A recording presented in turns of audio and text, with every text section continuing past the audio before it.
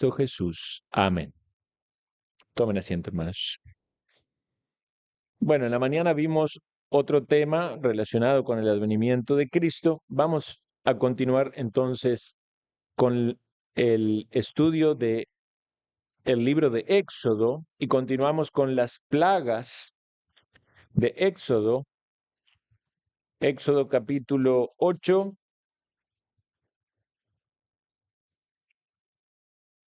Ya habíamos visto el castigo de Dios sobre Egipto, convirtiendo las aguas del río Nilo y de toda fuente de agua en sangre. Vimos las plagas de las ranas en el sermón hace 8 días. Y ahora vamos a ver dos juntas, que es un sermón un poco más corto. Vamos a ver la plaga de las moscas, de los piojos y de las moscas.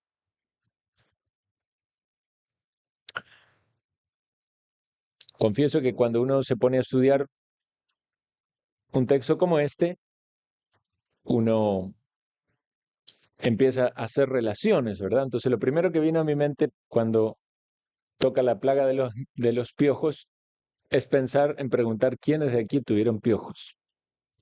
Pero luego que me puse a estudiar un poco más el texto, me di cuenta de que no se refieren exclusivamente a los piojos que nosotros conocemos, piojos o liendres, sino que se refieren a un tipo de mosquito pequeñito que picaba. Eso es lo que dicen los estudiosos con relación a la palabra utilizada en el hebreo. Entonces, estamos hablando de un insecto, ¿verdad? Pequeño, muy pequeño, que picaba. La segunda plaga, que habla de moscas, también estamos hablando de otro insecto volador y que sí podemos pensar que es bastante parecido a lo que nosotros conocemos, pero eran de este tipo de moscas que no solamente molestaban por volar cerca de uno y de todo, de la comida y de todo, sino también que ponían larvas, ¿verdad? Lo que hoy muchas veces se hablan de esas moscas que ponen larvas o ponen huevos dentro de la piel que luego crecen una larva, un gusano. Vamos a leer el texto. Éxodo 8:16. Entonces Jehová dijo a Moisés: Di a Aarón, extiende tu vara y golpea el polvo de la tierra para que se vuelva piojos por todo el país de Egipto. Y ellos lo hicieron así. Y Aarón extendió su mano con su vara y golpeó el polvo de la tierra, el cual se volvió piojos. Así en los hombres como en las bestias. Todo el polvo de la tierra se volvió piojos en todo el país de Egipto. Y los hechiceros hicieron así también para sacar piojos con sus encantamientos, pero no pudieron. Y hubo piojos tanto en los hombres como en las bestias. Entonces los hechiceros dijeron a Faraón: Dedo de Dios es este. Mas el corazón de Faraón se endureció y no los escuchó como Jehová lo había dicho. Entonces vamos a detenernos aquí para analizar esta primer plaga. Como dijimos, estos mosquitos muy pequeños, prácticamente casi invisibles, hacían picaduras en el cuerpo y evidentemente producía dolor y molestia. Debemos considerar que, como hemos dicho antes, los egipcios tenían su religión pagana politeísta con un montón de dioses. Y entre esos dioses también había un dios llamado Geb, que era el dios del suelo, relacionado con otras deidades, porque muchas veces las deidades, como es muchas veces en la mitología, es un dios casado con una diosa y tienen un hijo que es otro dios, y ustedes pueden investigar un poco de eso, y a los que les gusta la mitología podrán ver todas esas relaciones que había de las deidades de Egipto con las plagas que acontecían. Pareciera ser que Dios estaba tratando, por un lado, con Faraón, por otro lado, con los hechiceros, pero también con el pueblo, porque el pueblo practicaba esa religión. Los sacerdotes paganos generalmente practicaban afeites. Ustedes podrán ver en algunos de esos dibujos que se ven, o quizás esfinges de Egipto y todo eso. Generalmente se quitaban el vello o el cabello, y evidentemente esto hacía que tuvieran la piel mucho más expuesta, y si ellos tenían daños en su piel o picaduras en su piel, no podían realizar la labor en esas ceremonias paganas. Entonces esto era un ataque de parte de Dios a ese paganismo.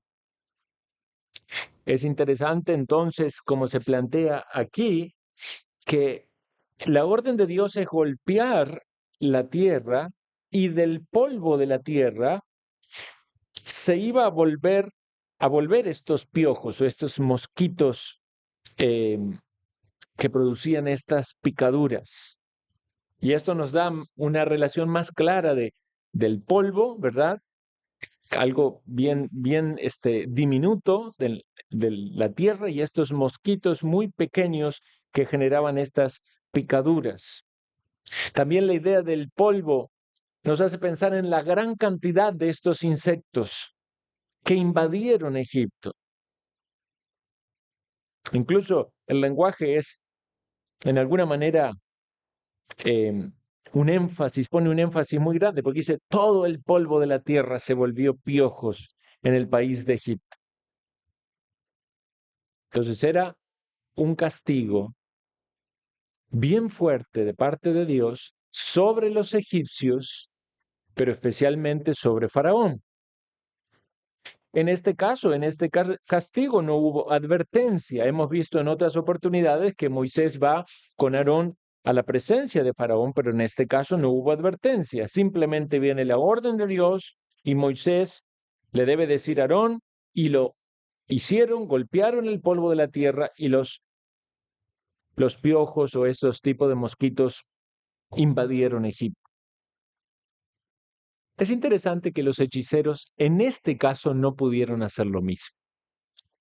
Por un lado, habíamos hablado de las plagas anteriores, tanto convertir el agua en sangre como también que vinieran más ranas. Nos preguntábamos si realmente ellos lo estaban haciendo y Dios así lo había permitido, o ellos utilizaban de trampas o ilusiones para hacer creer a la gente que estaban haciendo lo que en realidad no hacían. Pero en este caso particular, ellos reconocen que hay un poder sobrenatural y que no pueden hacer, o sea, ven su incapacidad en producir con los encantamientos lo que Moisés y Aarón hicieron bajo la autoridad y el poder de Dios. Lo vemos en el versículo 18: y los hechiceros hicieron así también para sacar piojos con sus encantamientos, pero no pudieron. Y hubo tanto piojos en los hombres como en las bestias. Entonces los hechiceros dijeron a Faraón: dedo de Dios es este. El reconocimiento de estos hombres paganos, dominados sin duda por un poder demoníaco, pero reconocieron que el poder era de Dios. ¿Cuántas veces también los demonios que habían tomado posesión, algunos endemoniados en la época del ministerio del Señor Jesucristo, se postraban ante Cristo y reconocían que Él tenía autoridad, que era Dios manifestado en ese lugar?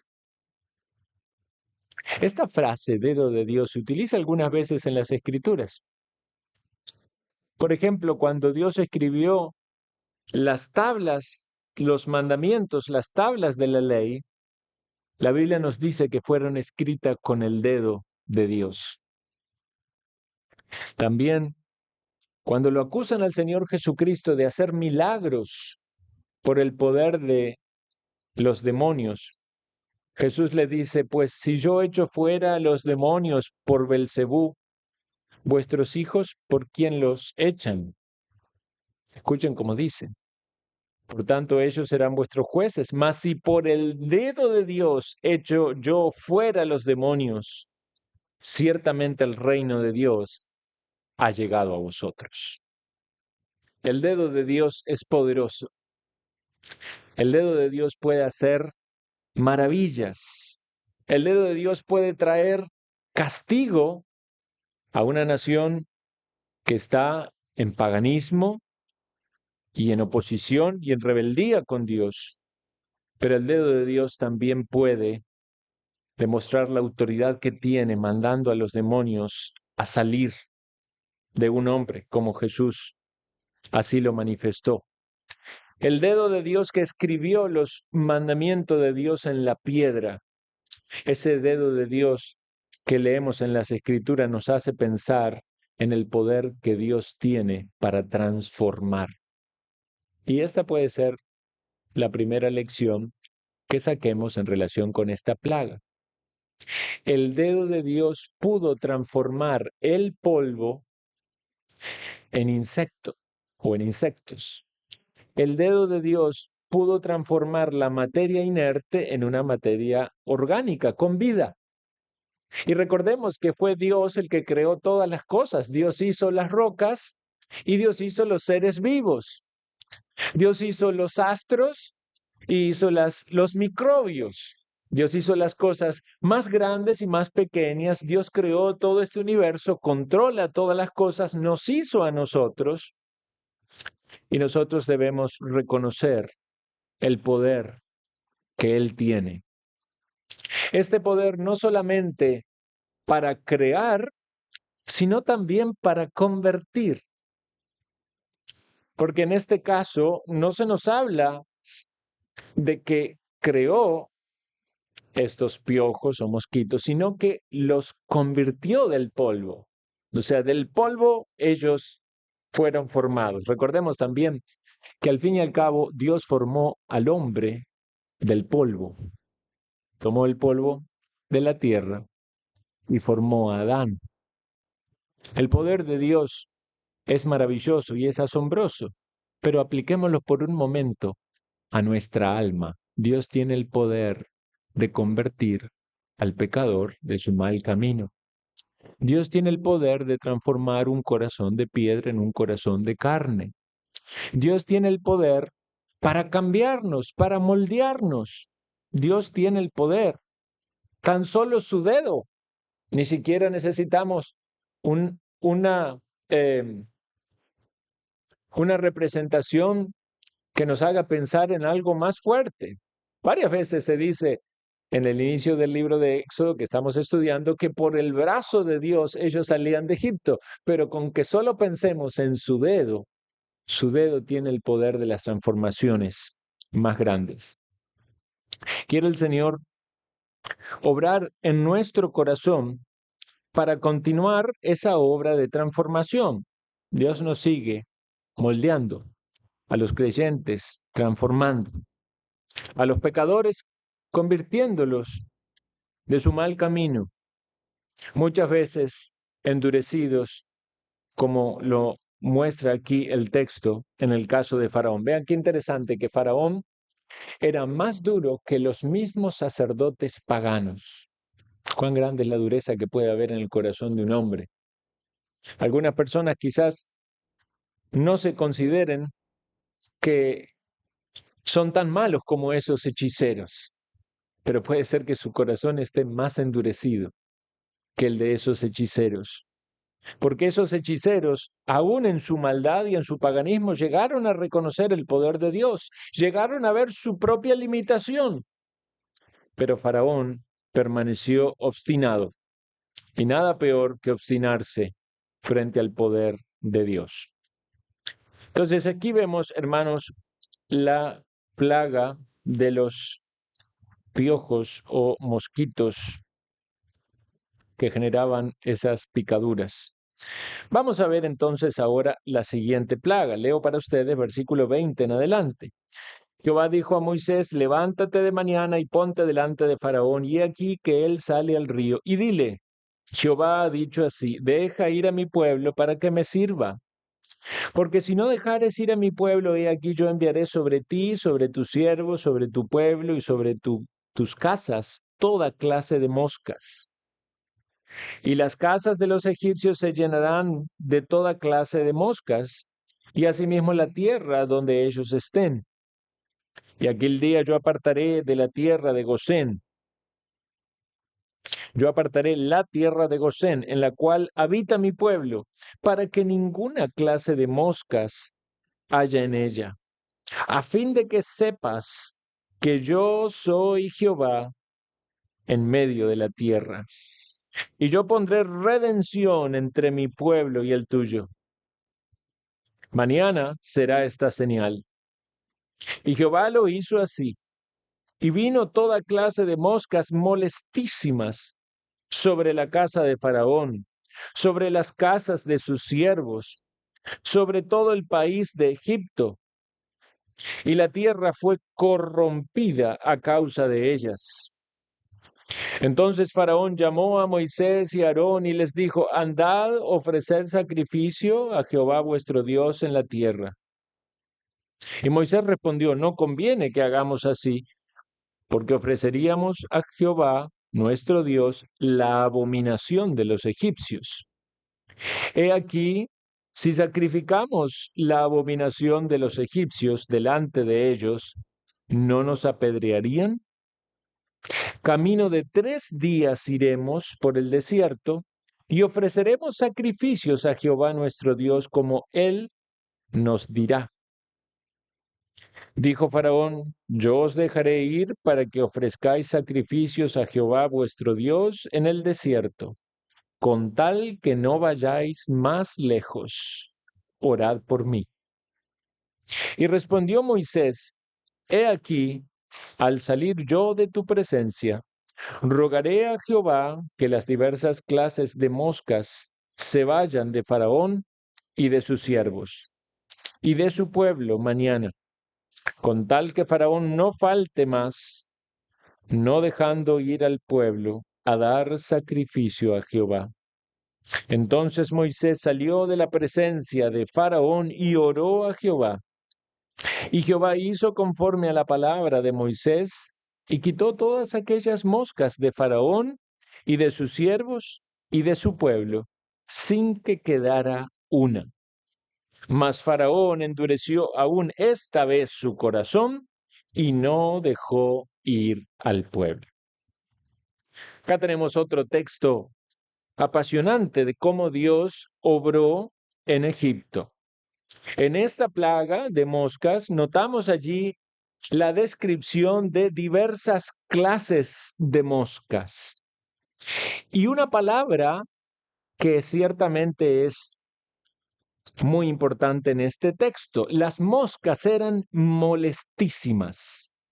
Seguramente a usted le ha pasado de tener un momento de comida, ¿verdad? Y alguna ventana abierta y vienen las moscas. ¿Cuán incómodo es eso? ¿Cómo molesta que las moscas constantemente se están apoyando en la comida o en el propio cuerpo de uno? Este es el castigo que Dios también trajo atacando estas creencias y estas deidades que a la mayoría de los insectos los veneraban y consideraba que había una deidad detrás de ellos. En esta plaga sí hay una advertencia, como lo hemos visto en otras. Nuevamente Faraón sale al río porque allí tenían sus cultos paganos cada mañana.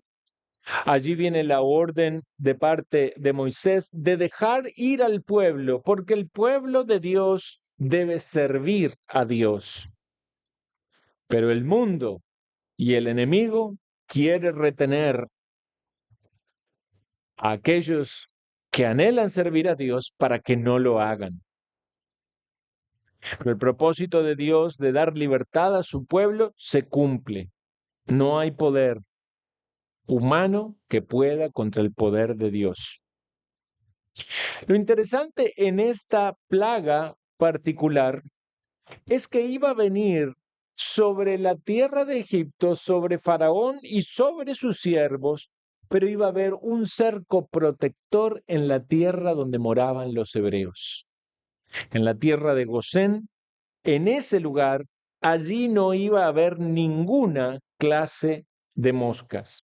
Y el propósito de esta separación entre los hebreos y los egipcios sufriendo las plagas y los hebreos viéndose libres de ella, era que Faraón reconociese que Jehová es Dios, que yo soy Jehová, dice la palabra, yo soy el Dios autoexistente, autosuficiente, el Dios que gobierna sobre todo. Porque no hay muchos dioses como los egipcios creían, sino que hay un solo Dios verdadero. Y este Dios verdadero, llamado aquí por su nombre Jehová, es Dios en medio de la tierra. No es Dios de un área, de un sector, el Dios del río, no es el Dios del suelo, no es el Dios de algún animal o insecto en particular, es el Dios de toda la tierra y Él gobierna sobre ella. Esta demostración era muy clara del poder de Dios. Esta sectorización acerca de esta plaga deja por descartado cualquier idea, como dicen hoy muchos estudiosos liberales, de que había épocas donde los vientos traían muchas moscas y entonces la gente allí en Egipto estaba padeciendo una temporada de moscas. No, porque había una tierra cercana en Gosén donde estaban los hebreos y allí no había ningún sufrimiento ni calamidad. El Señor, dice el versículo 23, pone redención entre el pueblo de Moisés y de Aarón y entre el pueblo de Faraón. Esta división entre dos pueblos debe hacernos pensar que también hoy existen dos pueblos. Está el pueblo de Dios y está el pueblo de Faraón o el pueblo de este mundo. Están los que están bajo el dominio de Satanás.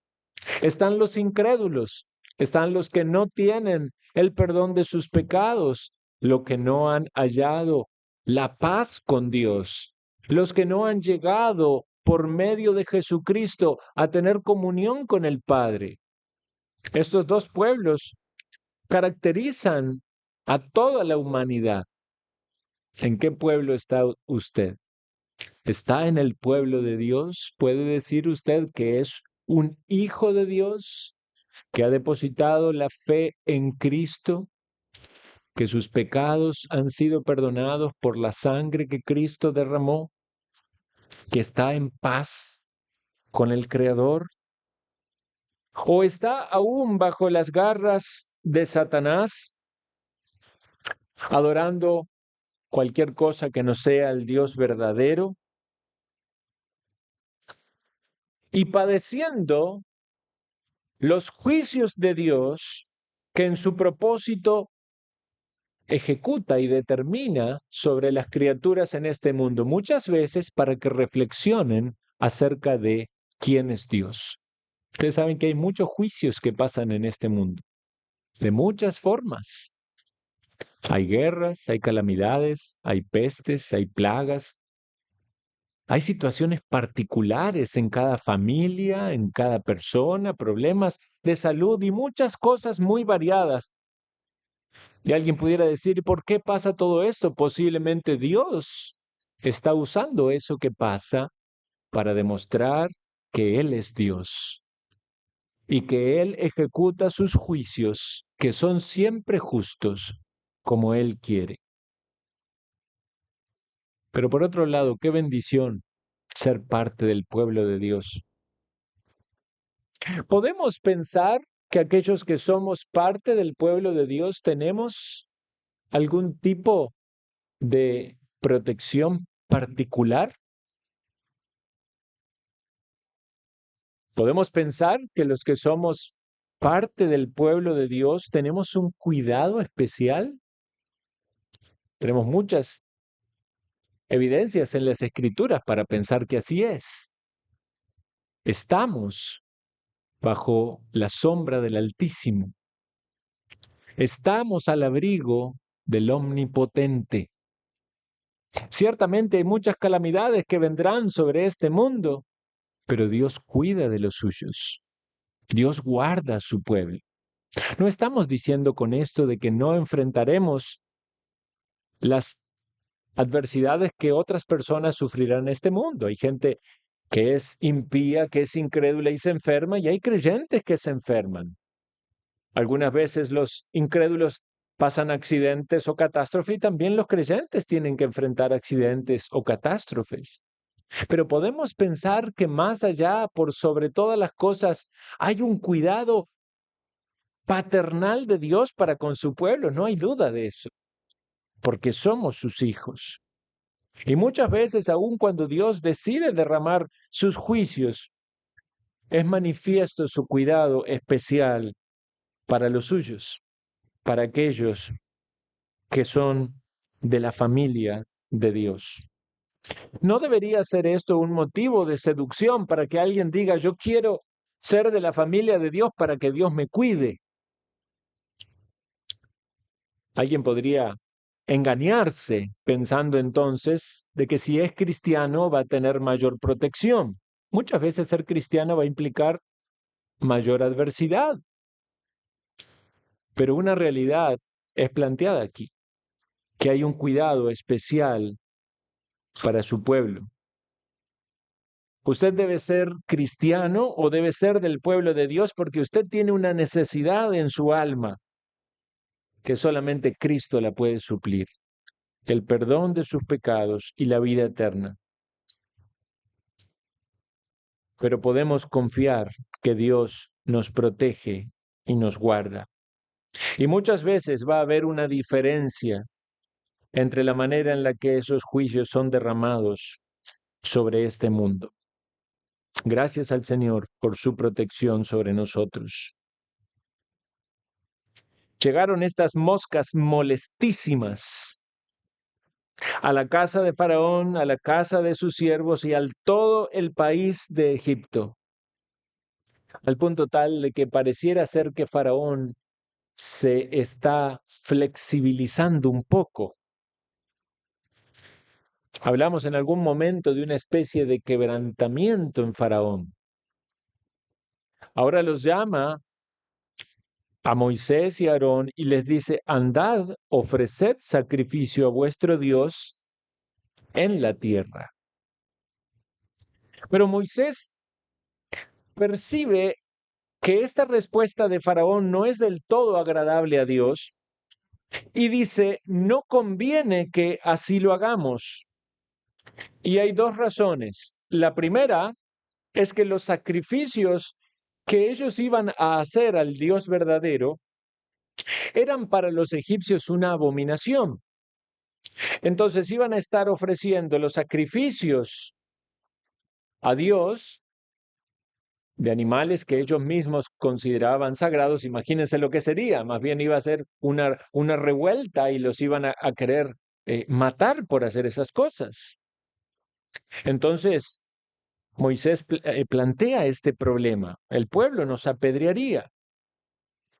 Por otro lado, necesitamos irnos de esta tierra de una manera aparte, lejana, 3 días, pasar los límites para estar en privado, fuera de la contaminación de Egipto, para poder ofrecer el sacrificio agradable a Dios. Y esta era la voluntad de Dios, que el pueblo saliera de Egipto, no que le adorara allí. No puede el creyente, estando en el mundo, rodeado del mundo, pensar de que va a agradar al mundo adorando a Dios. La adoración al Dios verdadero va a incomodarle al mundo, le incomoda al enemigo, le desagrada a Faraón. Se enoja el mundo con aquellos que adoran a Dios. porque es para ellos una abominación. Por lo tanto, es necesaria la separación. Es necesario salir de Egipto. Es necesario entender de que aquellos que son llamados a la salvación en Cristo, en un sentido, salen del mundo, aunque vivimos en este mundo, pero salimos de ese mundo relacionado con el pecado, con el paganismo, con la esclavitud. No puede ser la misma vida, no puedes seguir dominado por las mismas perversidades, no puedes estar bajo las mismas autoridades. Hay una incompatibilidad en la adoración en el mundo, en el pecado, en los vicios, en la inmoralidad, en la bajeza, con adorar al Dios vivo y verdadero que es santo. Es necesario apartarse, es necesario salir, es necesario que se corte esa relación de dominio, de autoridad, de Satanás, del mundo, de la carne. Y hay ciertamente aquí una manipulación de parte de Faraón, porque él le dice que adoren aquí.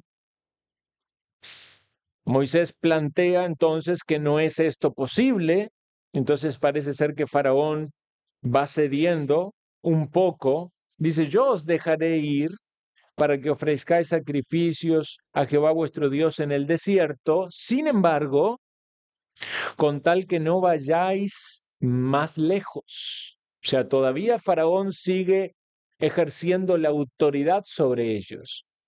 Yo soy el que te dejo ir. No se van ustedes porque quieren ir, ni porque Dios los está sacando. Yo soy el que te autorizo a ir, pero yo te pongo el límite. Todavía sigue siendo Señor, sigue dominando. Y hay una lucha en muchas personas en el mundo cuando reciben el llamado de Dios, porque el diablo los reclama para sí, el mundo los reclama para sí y no quiere que haya una entrega completa y total a Cristo. Incluso podemos ver aquí que hay hasta una apariencia de piedad. Orad por mí, dice Faraón. Orad por mí. Hasta en algunos casos el mundo puede aparentar ser piadoso y engañar a aquellos que quieren salir de sus garras. Moisés entonces acepta esto que Faraón dice, comprometiéndose a orar para que sean librados de esta plaga. Al día siguiente, la plaga se iba a retirar y advierte, con tal de que no falte Faraón su palabra. Pero el diablo siempre es padre de mentira, es engañador. El mundo nos miente, el mundo nos engaña. Satanás nos quiere tener esclavizado en sus mentiras. Moisés salió y oró a Jehová, y Jehová cumplió. Respondiendo a esa petición, noten lo que allí dice, que se fueron las moscas sin que quedara una. El detalle al más ínfimo nivel, Jehová cumpliendo su palabra. Pero ¿saben qué? Faraón no la cumplió. Faraón se endureció una vez más, no dejó ir al pueblo y de algún modo en el pecado de Faraón se cumplía una vez más la palabra de Dios, porque Dios había advertido que Faraón se iba a endurecer y no iba a dejar salir al pueblo para que las plagas cada vez más intensas demostraran que Jehová es Dios, que Él es Señor, y trabajaran en el corazón de Faraón doblegando ese orgullo, humillándole, y en el pueblo egipcio dándose cuenta de que hay un Dios en este mundo que puede sobre todos los ídolos. Hemos reflexionado en estas plagas y sin duda podemos hacer conexiones con la obra de salvación. Aquellos que están en el mundo bajo las garras de Satanás, sufriendo los juicios de Dios, reconociendo o siendo guiados a reconocer que no pueden luchar contra Dios, que están en esclavitud, que adoran ídolos y dioses falsos, pero que hay una esperanza para aquellos que son del pueblo de Dios. Aquellos que tienen una palabra de Dios para hacer su voluntad, para salir, para servirle, para no estar más bajo esclavitud. Muchas reflexiones podemos pensar acerca de lo que Dios ha hecho por nosotros, de la esclavitud que nos ha sacado, del poder de Dios para guardarnos en este mundo, de su misericordia. Las plagas de insectos molestísimos nos hacen pensar en ese poder de Dios para convertir y en ese poder de Dios para conservar o cuidar. Quiere el Señor utilizar esta su palabra para traer alimento a nuestras almas y podamos pensar cuán bueno es que seamos de su pueblo y que le podemos adorar.